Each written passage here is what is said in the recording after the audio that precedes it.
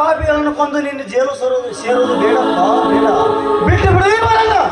ಅಣ್ಣ, ಅಂದು ನೀ ನನ್ನನ್ನು ತಡೆಯದಿದ್ದರೆ ಇಂದು ನೀ ಇವನ ಕಾಲು ಹಿಡಿಯುತ್ತಿರಲಿಲ್ಲ, ಇವನ ಚಾಟಿ ಏಟಿಗೆ ತುತ್ತಾಗುತ್ತಿರಲಿಲ್ಲ.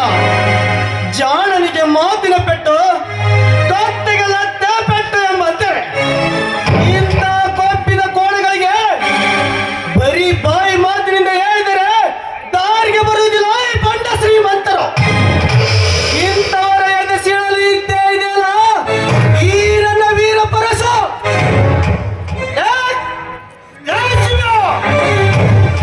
ತೂರಿಗೆ ಒಳ್ಳೆಯನಾದ ಈ ಬಾತೂರರಂತ ಸೀಳುತ್ತೀನೆಂದು ಬಂದ ನಿನ್ನಂತ